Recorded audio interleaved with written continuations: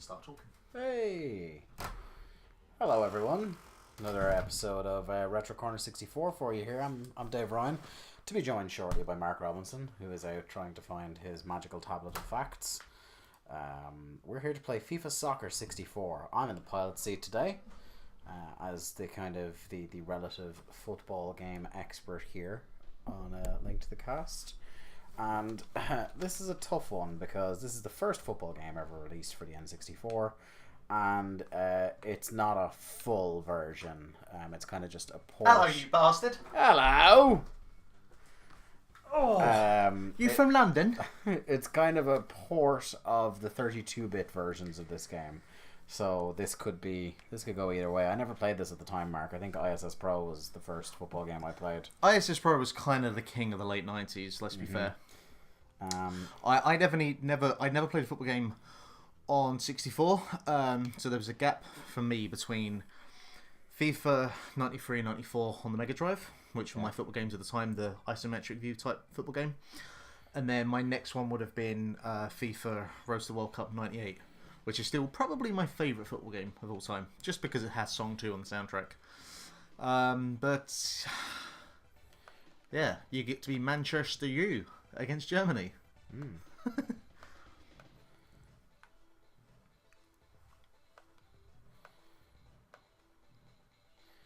Yeah, I'm going to go with novice and simple because I have no idea what I'm doing. Because simple tells you so much about the control scheme. Let's see. Options. Oh, of course, there's no fucking... Uh-oh. Mark. Oh, there we go. Okay. I guess we're just going to get into it. Sure. Oh boy. Hello there, this is Desmond Lyman for EA Sports bringing you today's big game. And now here's John Motson with the live... Here are the lads. Hey, back when John Motson used to do these. Those men ran very quickly. Okay, let me see if I can find some controls. Interesting.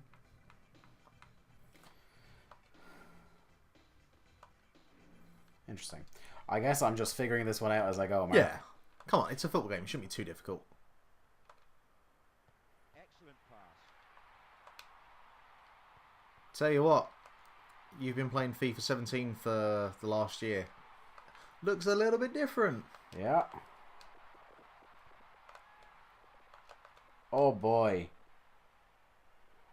Would you by any chance look up the controls to this game for me? Did you try Z? So Z is to pass, which is weird.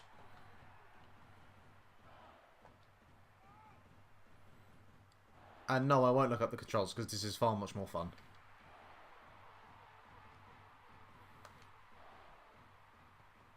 What the fuck was that? The score is 0-0. I just want to point out, the match clock. What's happening here? I don't know what's happening here. Oh, it's an instant replay. Okay, just what we need. I think we have like a real time, a 90-minute match that you've set for. No, I don't. What the? I need to know the controls to this game, Mark, because I have no idea what I'm doing here.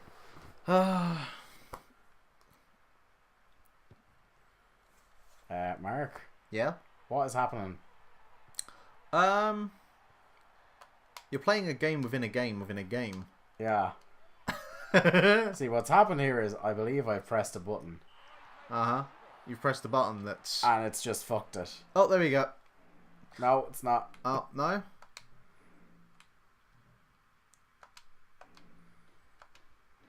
I think what's happened is we're actually playing Inception. Yeah. Can you quit the game?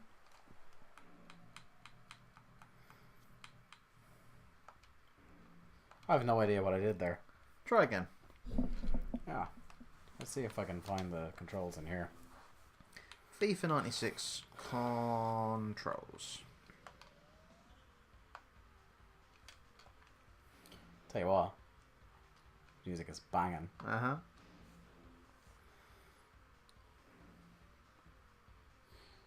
What are you looking up? Controls.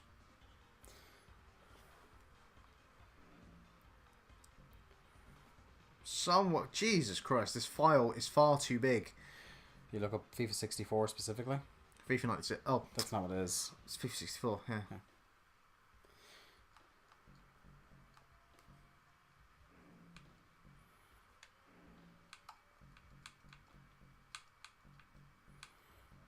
I don't even know how to go over and pick the other side to figure out. Oh, there we go.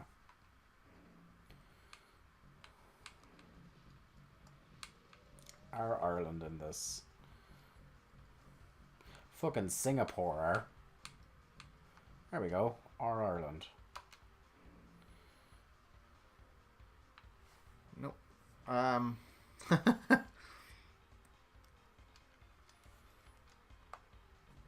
I don't think the controls exist. Certainly not online to find them.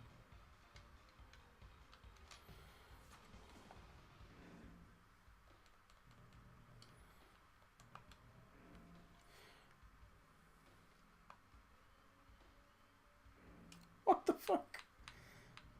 Team management.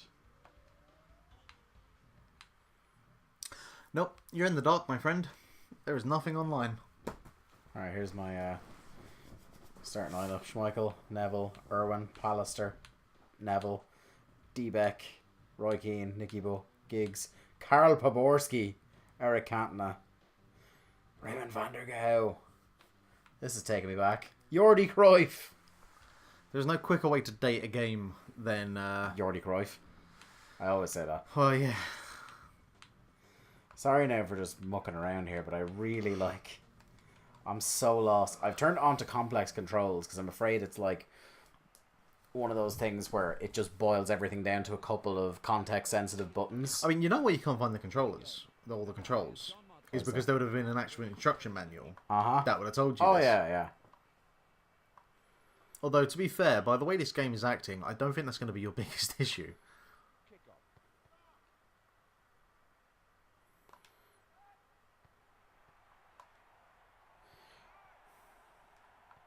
And the ball is over the touchline. That's a throw-in. Look at that crowd. Just roaring away. They have the turning speed of stampeding elephants. Yeah. On the chest.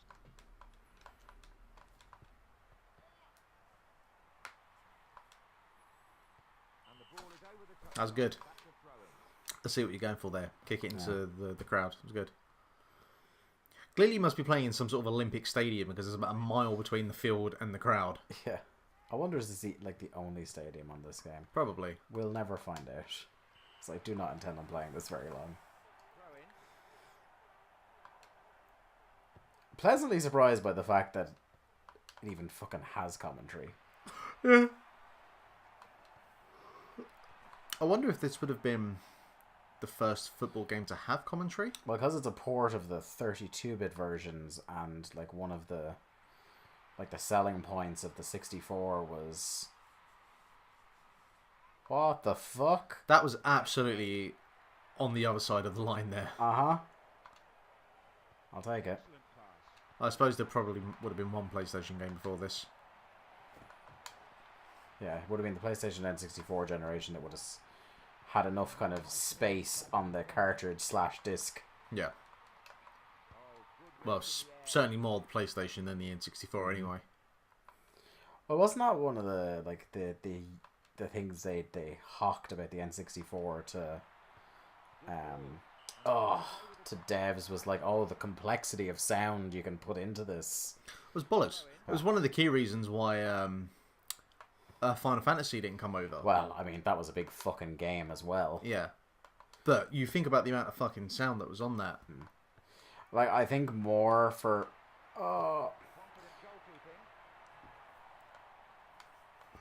For the Nintendo 64, it was more a deal about the kind of the complexity of music you could compose for it, I suppose. Which is a fair point relative to, say, the SNES. Well, sure. So to say, if this had been the first football game I played, I may never have continued playing football games. I'm interested to see, because in a few weeks here on the show, we'll be doing the first ISS Pro. And I'll be very, very interested. Holy enough! Fucking... Oh, alright then. Fucking rainbow flick.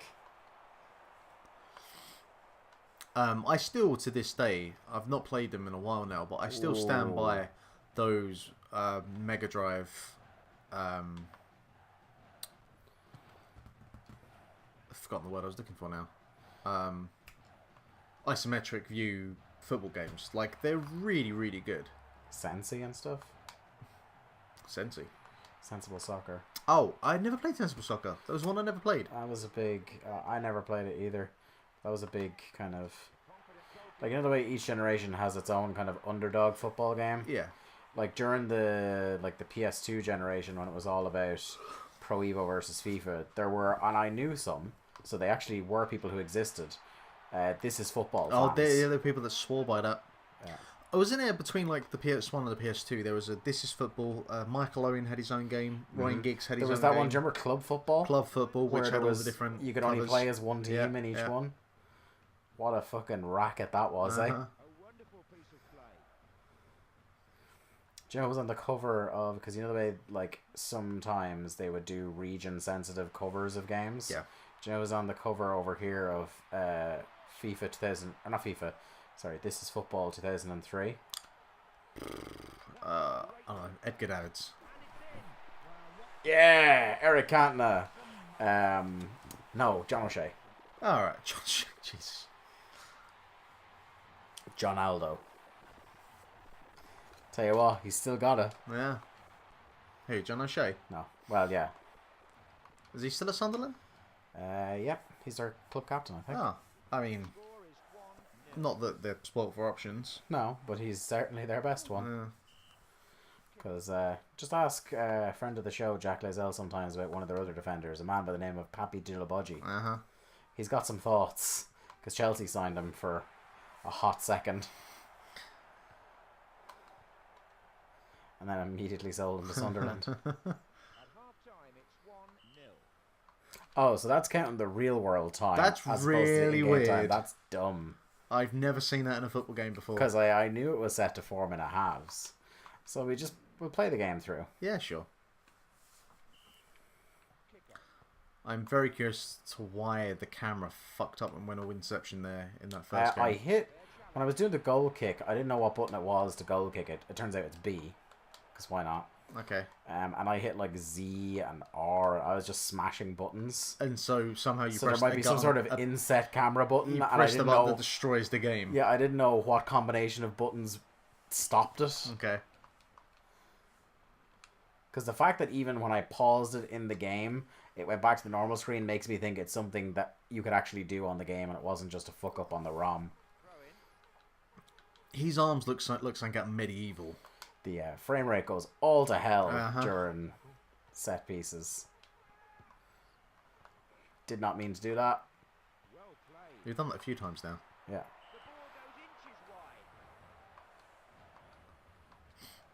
And the animation of the words coming down and flying from the side, they look pretty slick. Mm-hmm. You know where all the money went. Again, I think some of this frame rate stuff, there's no way that this was the frame rate this bad in the actual game. I'm thinking this is down to ROMs. No, the only game that'll be viable for is Perfect Dark.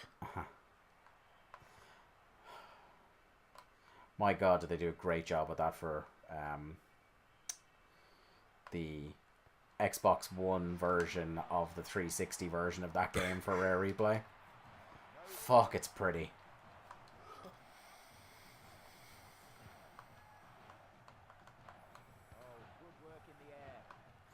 But yeah, this would be before I was big into my kind of football games. It wasn't really until the PS2, I think, before I owned a football game. Mm-hmm. Whoa. I just kind of, like, my friend Gareth, who lived around the corner from me. There you go. Hey, Karl Boborski, what a man. I'm presuming that's one more goal than he ever actually scored at United. Oh, no, he got a couple. Yeah. Fucking... Yeah, he'd get football games and we just play them because I hadn't. Career mode, which is something I play a lot on FIFA games, wasn't exactly that sophisticated before the PS2 generation. Sure. It wasn't really that sophisticated during most of the PS2 generation either. The first one I actually owned outright was FIFA 2003. The one that, if you might recall, had Edgar Davids, Ryan Giggs, and Roberto Carlos on the cover. I do. Now, again, I bring it back up, but the Road to the World Cup '98 had a pretty enjoyable single player campaign and had a fairly robust for the time transfer system. FIFA 2003's was broken all to hell. Yeah. It was like, it wasn't, this is how much the player costs, from what I recall. It was more like, how much do you want to pay for him? Okay, we'll accept that. Yeah. Cool. It's like, okay, I'll just take Thierry Henry for a fucking song. Actually, it was, FIFA 2003 was the start of my kind of like, the likes of FIFA and Championship Manager have this weird knack of picking up on young talent. And sometimes they'll be bang on the money. So, like, I heard of Sergio Aguero first because he was an amazing youth player on Pro Evo. Yeah. When he was about 16, I think. I'm not even pressing buttons. You're doing great, though. And it was passing away. Yeah, I had that as well with Football Manager from a couple of years ago on the iPad. And my young player, who turned out to be great and whatnot, was Nile Ranger, which didn't quite work out in real life. Well, yeah, that's what I was gonna say. There was some that worked out very. I'm literally not pressing that except the stick here.